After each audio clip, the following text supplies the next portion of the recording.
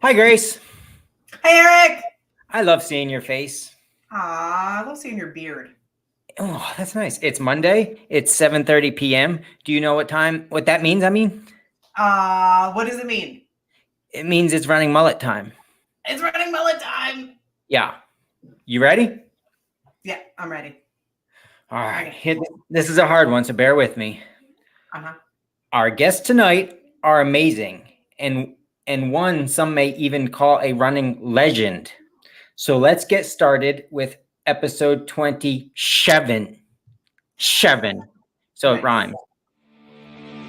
I'm Eric, Idiot Runner Kosek. And I'm Grace, Hot Pants Langheim. Eric is all business in the front of the pack, and I am all about the party in the back. That's right, business up front and party in the back. Together, we are the Running Mullet. And we are going to talk about every aspect of running, the podium to the DNF and everything in between. If you are a runner, this show is for you. Now sit back, get out your foam roller, and enjoy the party.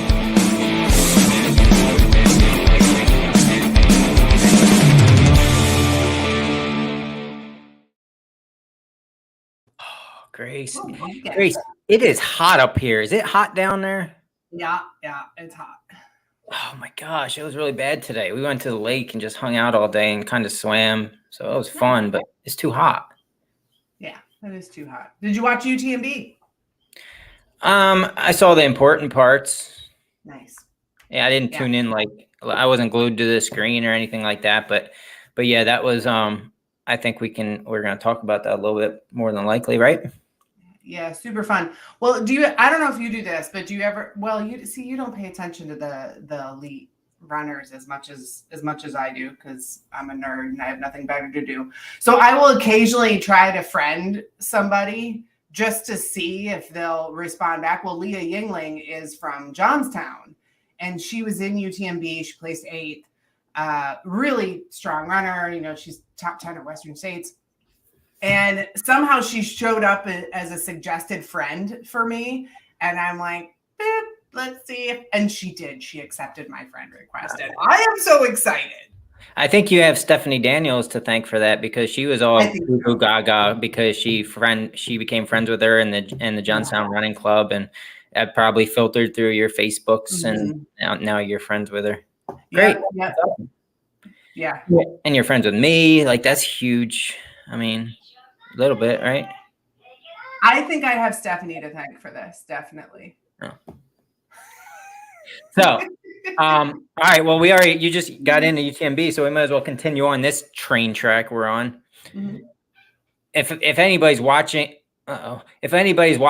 that doesn't know what happened this past weekend, get out of your cave, like move the rock and climb out, because it was kind of like the biggest weekend in trail running, ultra running that we may ever see, especially for us from Pennsylvania and as Americans. I mean, it was pretty cool.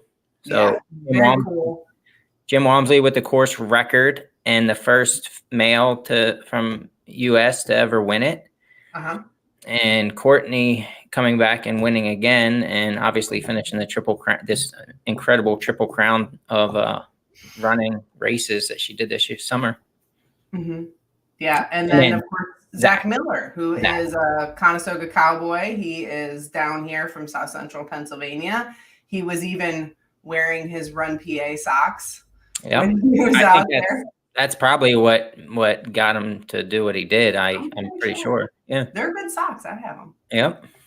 So it was pretty cool, though. I mean, it's incredible what these people are doing. It's absolutely incredible.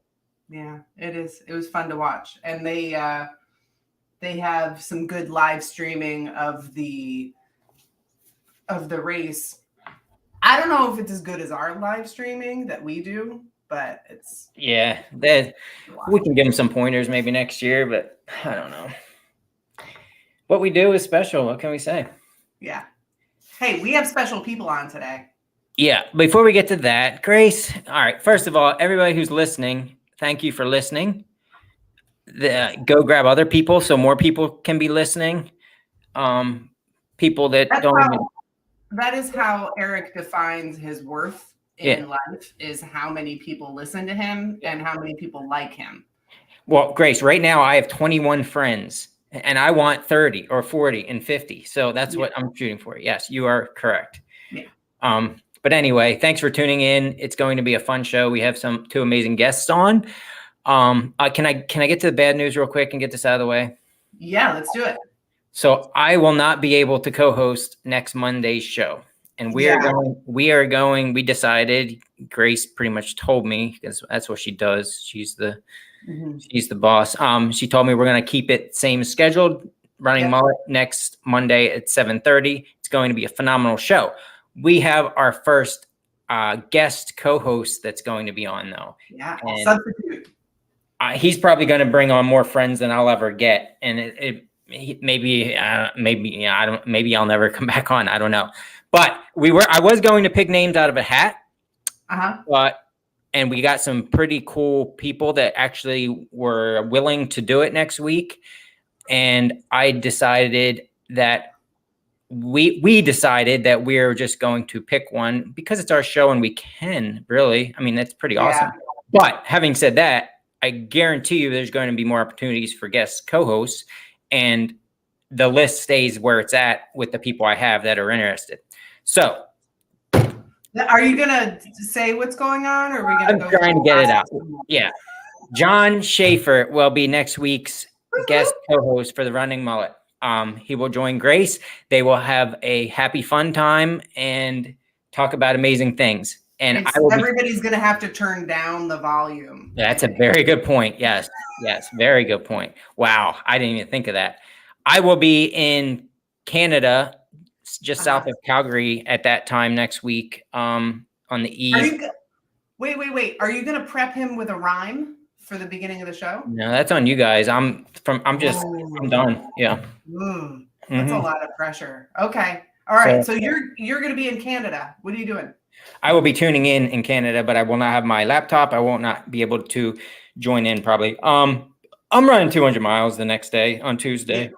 So yeah, I mean, that Monday night I got a mandatory meeting right at when this show goes live, and it's just a whole thing. It's too much trouble to try to make it happen. So anyway, super exciting. He's going to be an amazing co-host, and it's going to be an amazing show. So please tune in, mark your calendars for that, and let's get this show on the road. Yeah. So continue on about our guests, or would you like to continue on, or would you like me to continue on? Let's bring in our guests. I can't wait to have these two on. All right. Bring them on. Who we have tonight, which was in the description, is Donald Halke II and his protege, I'm going to call her, Alicia Hare. Now, I don't know. Are you bringing them on, Grace? Yeah. Well, where are they? Add to stream. Yeah. There they are. All right. So, just a quick overview of what I know, which is very little. Donald, I met Donald when I don't know if I actually met him, but I became aware of Donald when I first got into trail running or running in general about 8 years ago.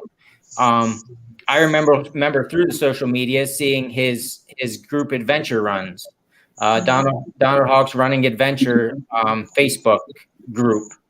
And I was like, whoa, this guy puts on race. This guy's basically a race director. He does 2 fat ass 50Ks a year. And I never actually joined one just because it never fit in my schedule. But it was always, I put these people on pedestals, Grace. I really do. Like he was kind of an icon of people I knew that was everybody knew who he was, and the people that I knew in the community knew who he was or knew who he is. I shouldn't talk past tense because he's right in front of us. Yeah. We can let him introduce too. Yeah. So, what's making that show on the road, Eric? All right. I'll stop talking at this point. And Don, why don't you tell us a little about yourself, how you got into running, what you've done, and where you're going forward? Well, thank you very much for having me on your show tonight. And how did I start running? That started a long time ago. my first Did marathon they have was actually. shoes back then, Don? What's that? Did they have running shoes back then, or did you just go barefoot? I ran barefoot a couple times actually, but no, I did have running shoes. No, I watched Joan Benoit win the first women's Olympic marathon, and I said, "Oh my gosh, I have to run a marathon!" And I started training that week to run a marathon. At that point, the most I'd run was a half marathon, and so to date, I'm up to about 150 marathons. And I've actually lost track of them, but it's at least 150. It started in the ultra world in 2002 by accident. I signed up for Two Oceans Marathon in Cape Town, South Africa. And the word marathon seemed to imply it would be 26.2 miles. And it turns out it was 56K, 34.72 miles. And you're going over a mountain, and it was like, oh my gosh, I'm not ready to run more than a marathon. In your head, you have to adapt. And so I did that, and I thought, oh my gosh, I have time to run the JFK because that was in March. So I signed up for the JFK. So, okay, I'm wearing Eric's shirt proudly because I'm an idiot, because obviously I'm not reading the fine print. And I decide, okay, I just ran a 56K. Maybe I can do a 50 miler. So I run JFK, and I'm really disgusted with myself. I did a 9:17, and I'm like, oh, how horrible. It's just, I shouldn't even be running. And then I realized, geez, I'm in the top 200 of 1,000 runners. So wait a minute, this isn't so bad. So, of course, what do you do then? Then you sign up for your first 100. And I drive out to Allenville, Ohio to run the Mohican.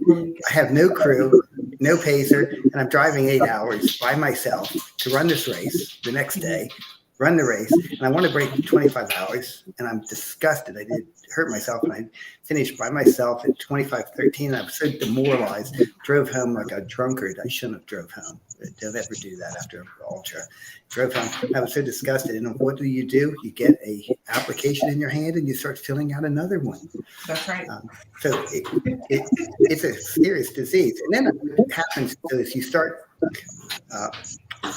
if you're sick, everybody else is sick, so you start getting your friends, really, why don't you try a 50K?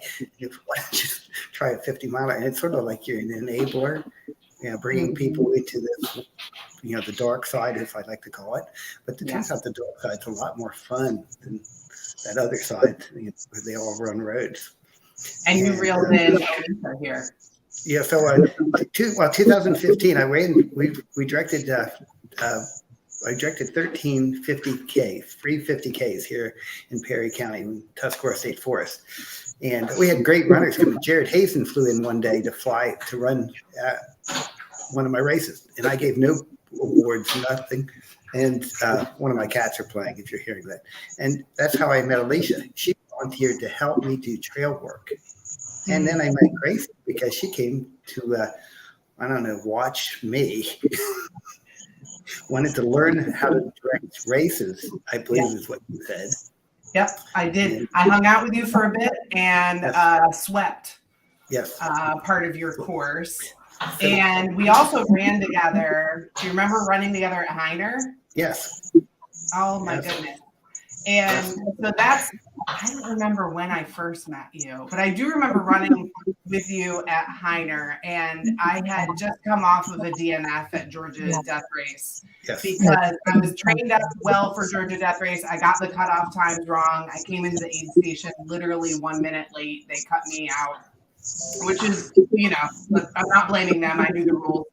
And then the week after or 2 weeks after was Hare. And my plan was, if I DNF, I'll run Hare. If I finish Georgia Death Race, then I'll just not do Hare, where I ended up DNFing. So I did Hare. And I felt amazing. And you kept egging me on because I was definitely not keeping up with you on the climbs. It's definitely not the descents. And I remember thinking that I was going to die on the last descent trying to keep up with you, Don. We were flying down this thing at like an 8-minute mile. And I'm like, I don't know what's going to happen here. And I told her, I told you being old and close to God and close to death makes it easier to run downhill fast. Oh man, it was fun. It was a very cool experience, and I think we were trying to come in under a certain time. I don't remember what that was, and we did. And that was a cool experience. So we've got fun times together, and I think probably everybody I know has a Dawn story. And you are famous for your colorful shorts, often wearing pink or purple, and your little pink hydration pack. So that I have lots of questions, and we're going to dig in. One of the reasons why we wanted to have you on the show is because the two of you just did 100-miler. It was a really big deal, and I know you'll get into why for the both of you. But I have so many questions. But one of the things is why the pink hydration bladder and why the tiny pink shorts? I love them, but I want to hear it. After my heart attack, it became mandatory that aerial reconnaissance could identify my body from 30,000 feet. Oh. So I have my heart attack October 16th, 2009. Mm-hmm. Mount Mitchell Challenge, the 40-miler, had opened on Labor Day weekend. And I was fortunate to be selected. Then at that point in time, they used the lottery process. And I had been selected the year before, but they closed the parkway down during my race. And I made the cutoff, but I had to defer to the marathon distance, and they allow you to run up and then run back just a marathon distance.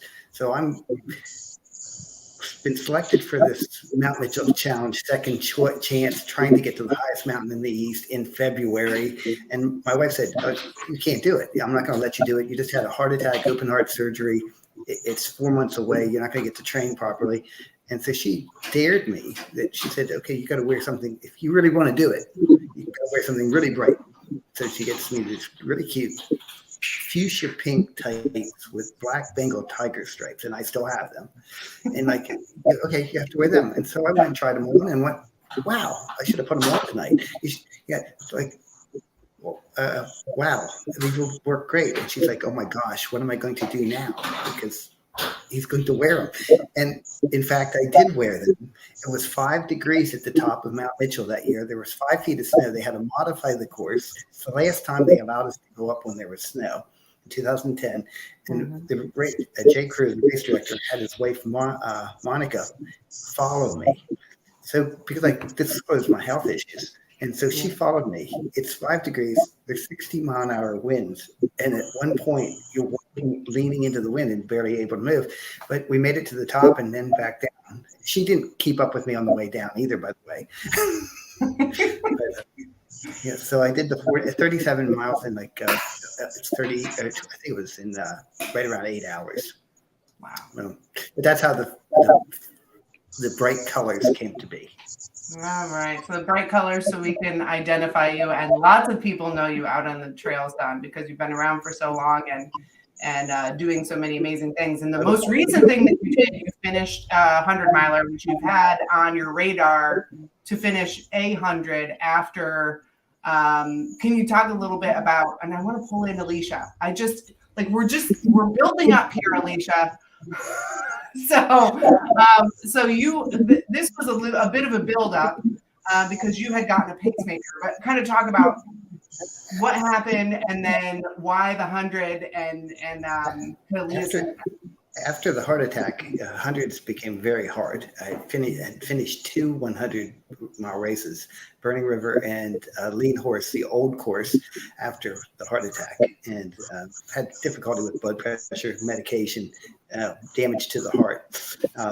And in 2016, they implanted a pacemaker in me, and that pretty much destroyed my running. My times were much slower, almost 45 minutes to an hour off my marathon times. And in blood pressure being a big issue, my blood pressure seems to drop at 70 to 80 miles. So Alicia had mentioned she wanted to run a 100-mile race, and I helped her with 50K and 50-miler, and she's done great. And she wanted to do a 100-miler. So we attempted it 5 years ago. And we unfortunately experienced a forest fire smoke where at 44 miles, my throat hurt so bad, and she was suffering as well. And we decided to call it because the smoke was, it was bad for us, and it it was horrible. So we've been working on getting back to where maybe I could do 100, and Alicia's been dying to. And I thought, well, this is the year. She's been training under Eric's tutelage and me messing it up, but with my weekend long runs, excessive long runs. But for me, that works. And everything was on track. And so we went to run the new Lean Horse 100-mile course, which has about just shy of 7,000 feet of elevation, but it goes up to, I think it's 6,200 feet of altitude. So you're running it at a mild altitude, but still 6,200 feet. You feel it. And Alicia did fantastic. She may have a different opinion, but she really did great. And we were able to run the race of my dream. Because from what we've been polling race directors and contacting Medtronics, who's the manufacturer of my pacemaker, it appears I'm the only person that has a Medtronics pacemaker that has finished a 100-mile race, to our knowledge. If somebody did it, it's on the peripheral. There is a man who finished 100 with a different brand pacemaker in 2017, and I know him he's from Virginia. And so it's a stupid thing. It drives cardiology crazy. But the idea that we can take our bodies, and we know our bodies better than anybody else, and we can, after careful monitoring and lots of training, we can do things that are still extraordinary. And I mean, running a 29-hour 100-miler, it's not record-shattering by any means. And people will go, it was a real trail. It has a real trail with almost 7,000 feet of climb, and it's 100 miles. People, I don't understand how people can diminish the distance. Yeah. And the idea that you did it on your own feet in the timeline that was defined. And we made the cutoff by 3 hours. So, I'm very, very happy with that. And I know Alicia was overjoyed. Yeah, and congratulations to the two of you. There's no such thing as an easy 100-miler, we always say. And Alicia, so you got roped into this, and you have been learning, running underneath Eric's coaching. And so tell us a little bit about, how did you get into running, and then how did you meet Don and get roped into this craziness? Sorry about my lighting, guys. It's getting dark outside, but no, you're fine. Moody. I like it. I started running before I met my husband, but it was a kind of a competitive. He's a Marine, so I was trying to beat his times, and I couldn't never beat his times, but I knew I could go longer. So I just started that way. And then I had a really good friend of mine out in 29 Palms that introduced me to ultra running. Her and I would run weekends. We'd do 50Ks, just her and I, out on the desert trails, or even out on the desert road out there in 29 Palms. And then I thought it was an unfortunate orders. My husband got orders to Pennsylvania. He requested them because he's from here. I'm a Georgia girl. Rather not have the snow if I could deal with it. But he got Pennsylvania orders, and I really thought I'd hate it here. And Sally, my Marine friend out in 29, she's like, look for fat ass races, get back to running. And I found Don, and he posted on his page in the middle of February, where it's snowing, freezing, ice cold, just ridiculous, and said he needed trail help. And I told my husband about it, and he was like, what the H are you thinking? He actually said the whole world, but he goes, you don't know this guy. You're going to be up in trails that you have no clue about. Like why? And I was like, well, if I don't come back, he's okay. And it's been one adventure after another. Now I did my very first full official 50K with Don at his race that he hosted. I tried his first one in March, end of February, March, and I failed miserably because I did not know about snow, and I did not know about trails. I only knew road and desert doesn't count. Nothing like Pennsylvania. And then it's just gone, I guess you'd say, uphill, downhill, all across the state of Pennsylvania with Don since then. So, and he's like, he's always telling me, like, don't let me rope you into these things. I'm a bad influence, and you drank the water. And it is true. I did drink off of his hydration pack, and it's been, geez, an adventure since then. Oh, that's So great. you just finished Lean Horse 100, which was your first 100-mile finish, correct? Yes, sir. Yep. And so you DNF that, what'd you say, 5 years ago? Roughly? Yeah, it was 5 years ago, and it was at the 45-mile mark, or 43. I think it was the 43-mile mark. It was just a really, I'll be honest, I had moved over to back into California. I was not running as often with Dawn. I thought I could get away with maybe 1 or 2 long runs at 20 miles and I'd be good. And that did not look very well. Plus then we were dealing with smoke, and also it just ended up like it was great. I didn't mind being out there. I love South Dakota, but it was, not a good finish, not a finish at all. So how did it go this time? I mean, you got the finish. Was it all roses and happy thoughts, or what? Tell us about it. Oh, no, it wasn't. I enjoyed the first maybe 75 miles. It was pretty fun. We were enjoying ourselves. It was really interesting to see what I would do at anything past 9 o'clock. I am actually supposed to be in bed by 8:30, and I've never been past, like, I'm normally in bed by 9. If phone's off, I'm in bed. I never slept past 9. Dawn calls me an old lady. It's true, and I'm not, but it is true that I passed out. Like, there's days that I could just fall asleep just because I work so much. And then, so it's kind of interesting that at 2 o'clock in the morning, I'm like, oh, look, a snake. And you can see them. They're cute, but they're not cute when you're running up and you can't decide if it's a stick or a snake. That's not fun at all. But yeah, I enjoyed it up to about 75 miles. And then I cried a lot.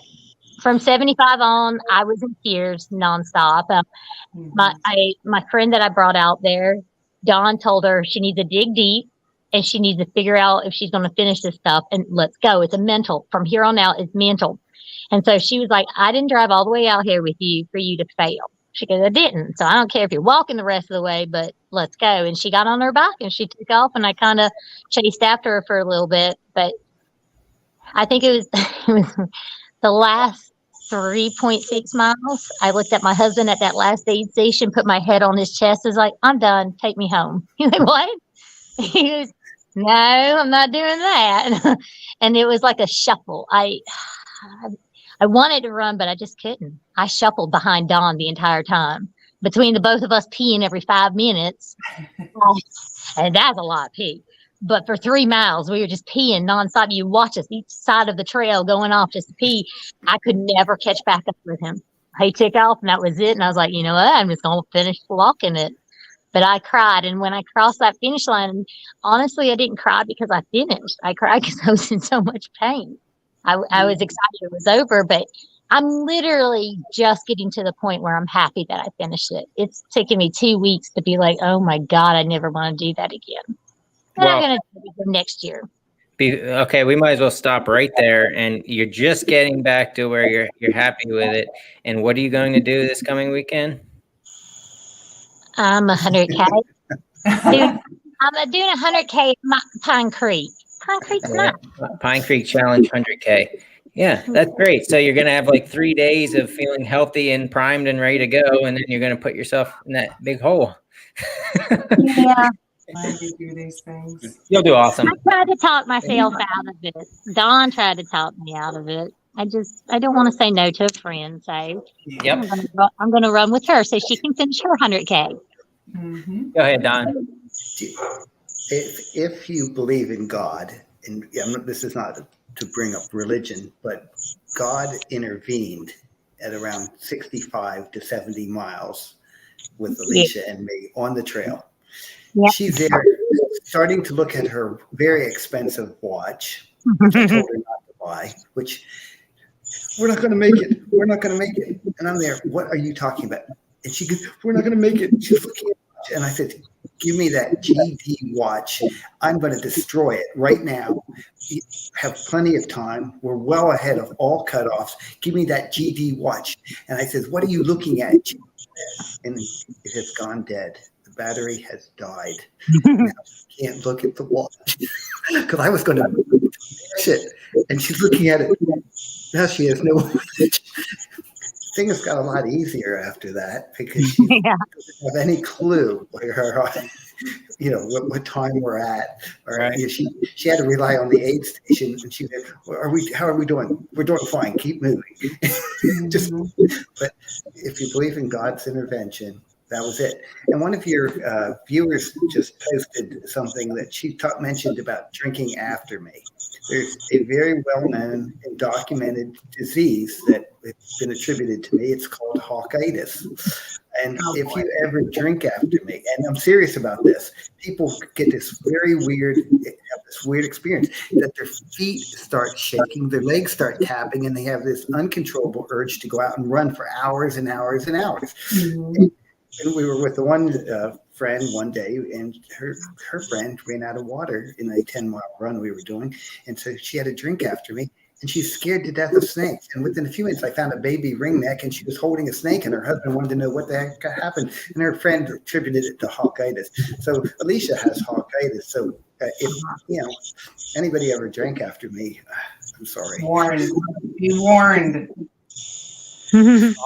Yeah, I mean, Don, Grace kind of hit on it earlier, but it is absolutely incredible how many people you have infected. How's that? How many people you've infected in such a great way? I mean, I look up to you a lot. When I first found out who you are, and then even when I saw that you bought an Idiot Runner shirt, I remember telling my wife, like, Don just bought an Idiot Runner shirt. Like, if I have people like him joining the, drinking the juice, that's all I need. So I love your mission. It's phenomenal, what we can do within this community of running, and how the lives we can touch and change, and not just change a little bit, but completely turn around in some instances. And it's just cool to see. Yeah. It's the most difficult thing, though, trying to run a 100-mile race with anyone. I don't know if you've had that experience yet. And this is the third time I've done this. Actually tried to run with someone, and because you hit peaks and valleys at a different time, right? And, so Alicia's there talking about the last 25 miles being really tough. I knew it would be really tough for me too, because fatigue sets in. I have to watch my heart rate all the time. I have to try to keep my heart rate at like 130, 135. Try doing that and run and be at elevation and at altitude. It's really, it doesn't always work. And so Alicia and I were hitting peaks and valleys at a little bit different time, and we all experience it. But Alicia helped me too. But running a 100-mile race with anyone and trying to stay together as much of the race as we could, and we did. We waited. I waited only a minute or two for her to catch up with me at the very end. She's shaking her head. No, that was longer than a minute. He shouldn't have waited as long as he did. He could have finished under 29 hours, and he knows it. He's just stubborn. But the opportunity to be able to finish a race with someone really is very, very special. And through running, Alicia and her husband and family have become great friends. And so it is interesting what running can do. There's one thing that I want to point out, that I'm not special, and you've been very kind with the words.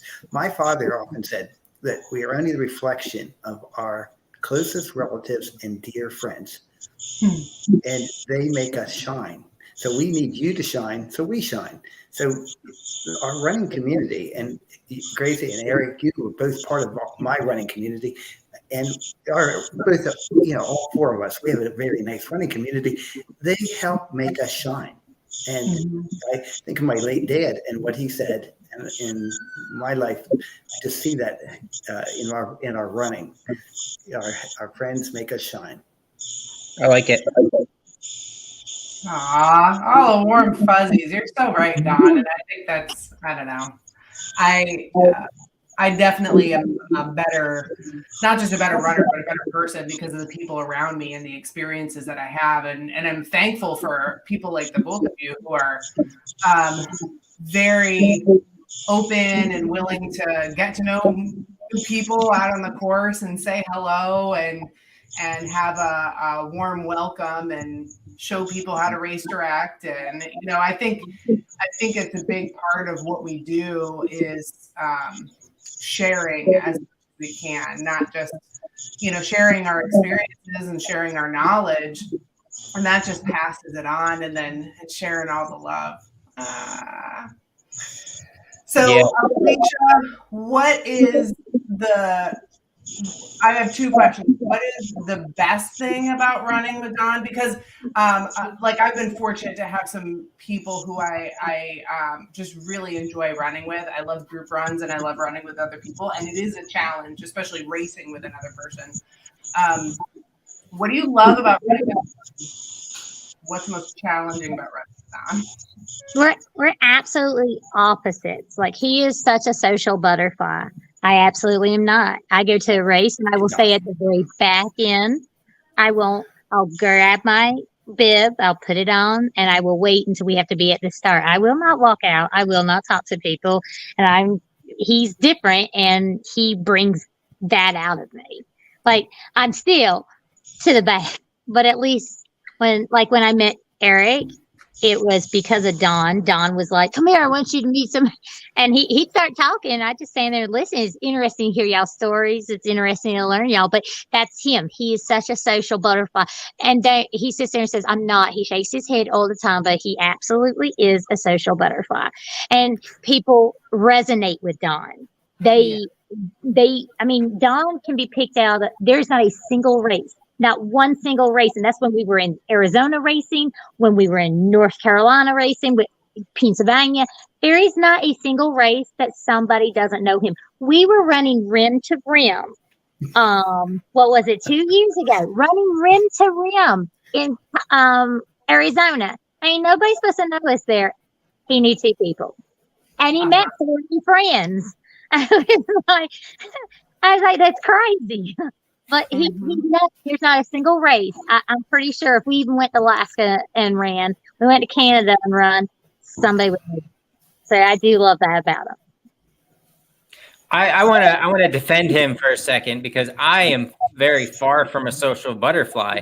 But when it comes to the trail running community or the running community in general, it's changed me, and I can't stop talking when I'm at a race and around my runner people because I'm connected to them differently than everybody in my normal everyday life. Like, yeah, I have my wife, my kids, and some friends. I get that. But you don't have to even know runners to instantly be connected with them and sit there and have conversations like you've known each other for years.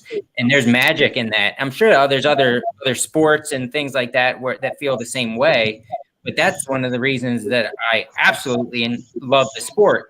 I couldn't, there might be one day that I can't run anymore, but I'm not leaving the community, even if that day ever comes, because I can't, because this is who I am now. So I do understand it, because before running, and I've only been running for 7 or 8 years, maybe 9 years now. But before that, I was kind of awkward when it came to social gatherings. You're still awkward. It's fine. Your face is awkward, Grace. But anyway, but now it's like, when I'm with my people, it's just better. Yeah. Absolutely. So, Alicia, I hope you make it through this weekend. I don't doubt that you will. It should be a beautiful day, and it's beautiful country, beautiful place of Pennsylvania to be in. We got 32 hours, so plenty of time. I don't want to be out there that long. I know what I did after 29 hours. I sure don't want to be out there any longer. Is everything at least healed up and everything for this? Like, physically, you're good to go? Physically, I had no pain after, I literally came home from South Dakota. The swelling had all gone down. I went for the walk with my big boys. I walked basically a good part of the return, the back. I just didn't want to I didn't feel like getting out there and running. literally it made me nauseous to even think about getting out there. And I was like, I'm not doing it. And Right. then some medical issues, but outside of that, everything's good now. I went and ran with a friend of mine this morning. And we're just kind of shaking out the legs. Nothing feels bad. Everything feels good. Feet good, hips good, legs work. Good. So I'm okay. Nice. Well, we look forward to seeing how you do. Maybe we'll check back in with you next week or the week after, whenever stuff stops being busy, and see how it went. Don, what's next on your race calendar? Well, I didn't lead Alicia to the Pine Creek Challenge, but I'm running the 50 miler. It'll be my 58th 50-mile finish. So, but Eric disagrees with my weekend running schedule. That's how I train. I like having long runs on weekends. And I did take it easy this weekend. I just did 16 miles with a friend, but we only had 3 mountain crossings, so in that 16 miles, and 1 stream crossing. I would say there's 20 different ways to get to your goal. That's right. 20 different ways to get to 100, 20 different ways to get to a 50K. Whatever that goal is. There's for me,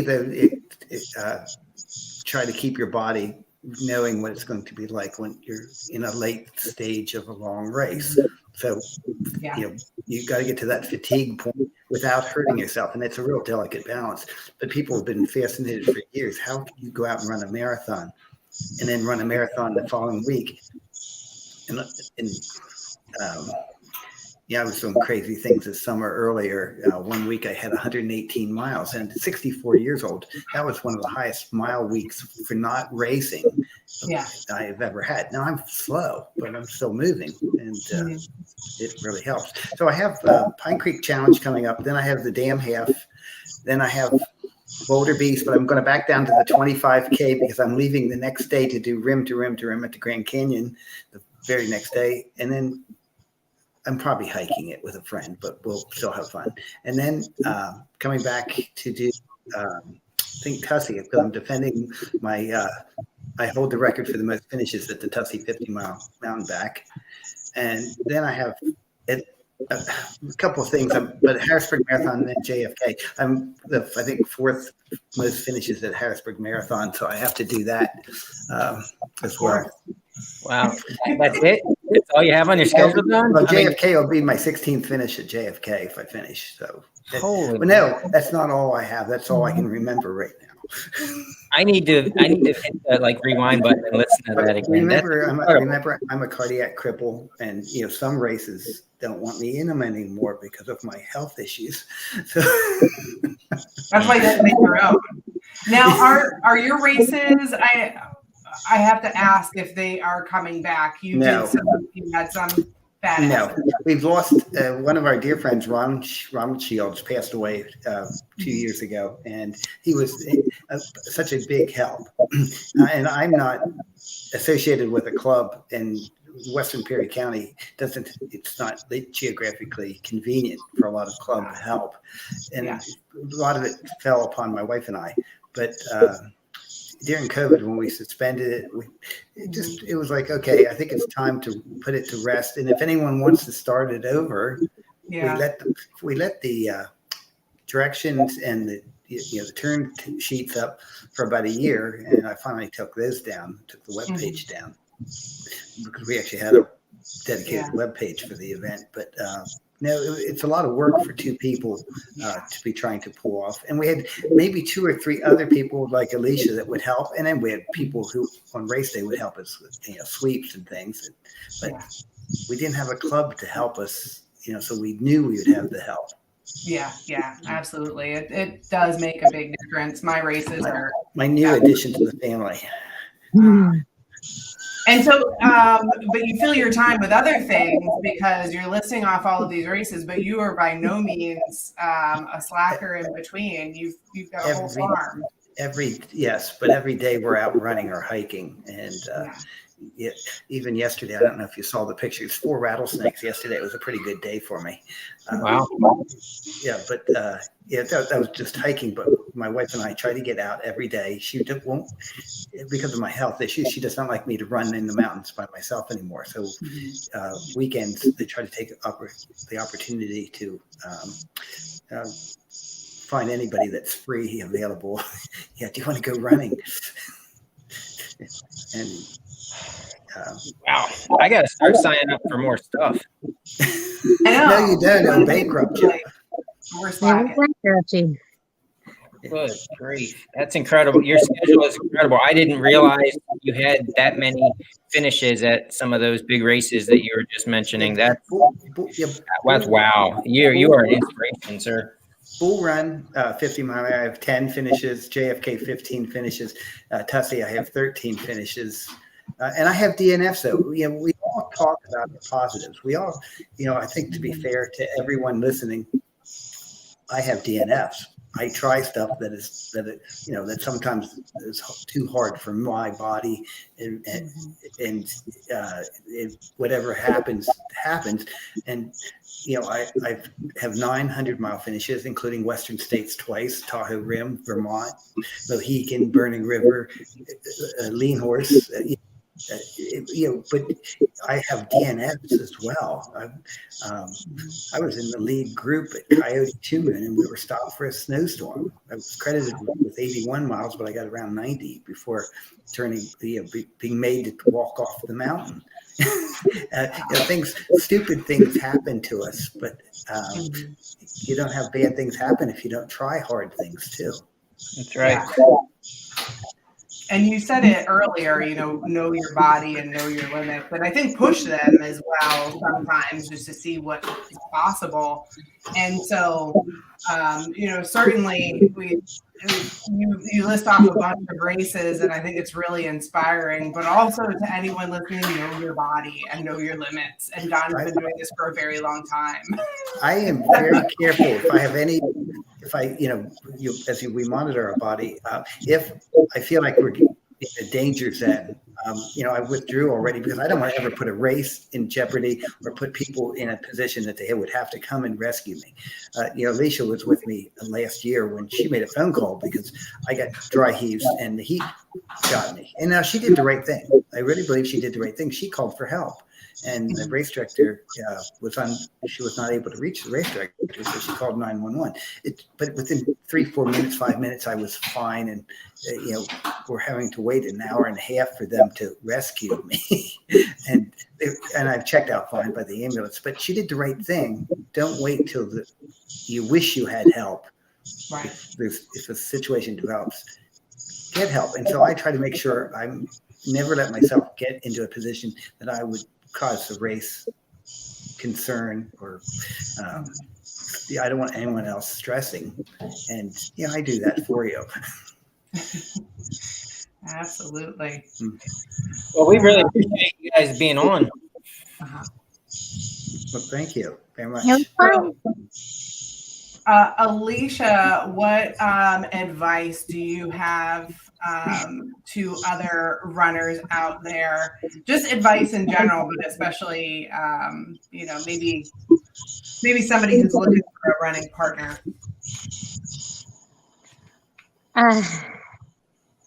I honestly don't know. I don't know how I managed to meet up with Don. I am very thankful I met up with Don, that I have somebody to run with here. You got to find somebody that clicks, because I've run with a few other people. I truly do like running with them, but you got to be on the right mindset. You got to be at the right, honestly, across the board, life set, willing to take advice and also willing to listen. I'll listen to Don. I think it's funny when we go running, he'll tell me, I don't know if I told you this before. He told me 4 different times, but it's okay because I'll listen to the story again and again. And I'm okay with that because 1, it takes up time. 2, I might have missed something the first 3 times I heard the story. It's okay. I don't have a problem with it. You got to be willing to do that. You just got to find somebody you really love being around. If you don't stand them, you don't like the way they smell, or you don't like the way they talk to you, you're not going to have a good time. You got to find somebody that you're going to have a good time with. But you also need to learn to leave too. He's left me before. He got really tired of me whining about a race and he took off. I'm gone. But I didn't have hurt feelings. I know what happens. Yeah, I was probably peed at the time because he took off and I'm back in the back. But he's faster than me, so it's okay. I get it. And everybody still has to run your own race, but you got to find somebody you enjoy doing adventures with. So. I love that advice. Enjoy the adventure, run your own race. And here's some advice that I'm hearing, because I hope this is probably what my friends do, is if somebody has told you the same story multiple times, just go with it. I guarantee I do that all the time. So I think that's spot on advice. Well, then it gets awkward. Then you're like, oh, I heard that. And you're like, oh, okay. It gets awkward. Yeah. The worst now is that I tell stories on the podcast and then people will say, oh, yeah, I listened to the show. I'm like, well, I tell my stories. So, Don, how about you? What advice do you have for finding a good running partner? Try to find somebody that is willing to go to different places to train. Not always, we live 35 miles from Harrisburg, and people want to run on the riverfront, on the flat riverfront. I despise flat. I like hills. And Alicia can tell you, I mix it up. We did a self-supported 25K called the Wild last year, in a drought year. That was a really bad idea. There was no water on the mountain, and water filters didn't do any good if there's not water. But we go to different places and do different things. We'll drive 2 hours to go run. That keeps it interesting when you're doing long runs. Try to find somebody that can, their schedule can be compatible. I used to train with a woman who was a nurse. Her husband was a fireman. He had to leave. She had to be home by 7 o'clock in the morning.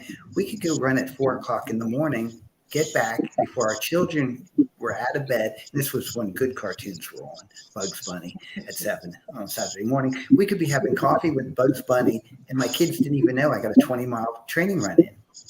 And trying to find somebody that whose schedule meshes with yours. So it's not, oh, I'm waiting for them, and then they don't show up, because that's really disappointing.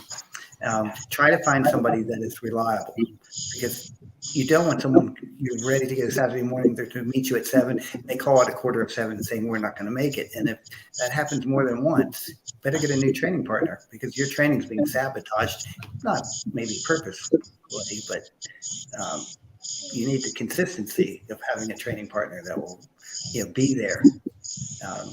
And for me, I find, and this is funny, and Eric, I don't know about you because you're so fast. I'm not fast anymore. I found years ago that women are more reliable training partners. I had 2 men that I helped train and qualified for Boston. Both of those men bailed on me before I was running my fastest marathon. They were going to pace me, and they both bailed on me. And I said, I'm done training with you, because you bailed on me before. You bailed on me at Saturday mornings several times. At 7 o'clock, it was raining. They said, let's wait till 9:30. And here they decided to go golfing. Where if I had a lady partner, she had a babysitter for her kid. She had someone watching her kid. It could be raining, snowing, sleeting. A tornado could have been going. She's going at 7 o'clock because that's her time to get out of the house. And so I actually started migrating to these women I ran with that were they would be there in the worst weather. And it was incredible. And I was very blessed to find that group. But they actually matched my speed at the time. And Lydia Becker was one. She was amazing. She won the Harrisburg half twice. She's a very fast lady. I think she was a 2:57 marathoner.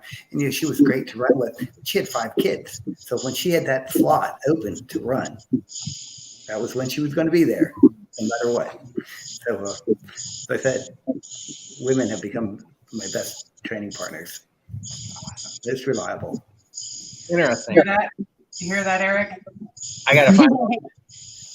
Well, be careful where they select to train you at, because Don has this weird thing right now about climbing some mountains that I'm not interested in doing. It looks like he's deciding to climb or use ropes and all. And if I have to use ropes, I'm out. I'm out. I don't advise climbing Devil's Tower 3 days before 100 as a good warm up. I didn't expect to do a split. My hip flexors are still talking to me. I don't know if you saw the climb, but I was in a split pose going up between the columns for about 60, 70 feet. 3 days before 100, it was not a good idea. Yeah, I bet. Oh, yeah. Eric, Grace. are you inspired? Does this inspire you for your 200 next week? Yeah, I need to find a woman to run it with me. I got Rhoda. I'll run with her. I don't know if you'll be able to keep up with Rhoda, but Probably not. That's okay. I'll be fine with that. All right. I think we got to wrap it up. Well, thank you very much for having us this evening. Thank you. you guys are great. I've loved following your adventure, all of your photos from the race. It was just a huge, huge accomplishment. Congratulations to the both of you. There are no easy hundreds, and man, nice work. You both keep shining, so we keep shining. Yeah. Ditto. All right. Before we check out again, thanks for being on, guys and gals. But Grace, one race we didn't mention that just ended on Sunday. It's Monday. Is labor pains. Yeah. Give a quick shout out to Dorf. He took home the win with 65 miles. Mm-hmm. And Karen Gibbon, which I do not know her, I don't think. If I do, I'm sorry. She was the first female with 50 miles. And I had one of my athletes, Jennifer Riggs. She did 50K out there. She rocked it. Her training was just spot on, and she had a really good day. Nice. So that's always a popular race. One of these years, I'm going to make it down for it. And I'm sad I didn't get to this one, but good job, everyone involved. Yeah, there's a lot of stuff coming up this weekend, too. So there'll be Talk some about it. races to talk about. What's coming up? There's a bunch of stuff this weekend. There's local one is the Sasquatch 5K and 10K. It's a good one because it benefits the Farmlands Natural Trust. And then I think KTA is this weekend, which is now just a 25K. They dropped the 50K for this year. Woodstock is this weekend in Michigan. There's more that I'm missing. Grace, what are you doing this weekend? I don't know. I'm not doing much. I don't really have much planned. I'm probably just gonna. Well, that's good. You need it weekend. Yeah, I'm looking forward to some down weekends. August was really busy for me, and I'm kind of laying low for a little bit. Good. Well, enjoy. All right. We'll see you guys. Some of you will see you next week. I won't technically, but whatever. I'll be back in 2 weeks. I mean, I don't think I would be upset if you figured out a way to just take over the meeting. Just a request, like during the race, the pre-race meeting, and just say, hey, can we set up a projector real quick? Everybody can tune into the show. I mean, I feel like Canada should know about the running mullet by now, right? Right. Well, yeah. I mean, we had some Canadian finishers at Eastern States. Right. We talked to. Yep. They were very nice. I'll talk to them, see what I can pull off. Go make some friends. Make some running friends. Use all the tips from these two. Yep. All right. Have a good night, everybody. Thanks for tuning in. We'll see you next week. Good See you night. next week. Bye.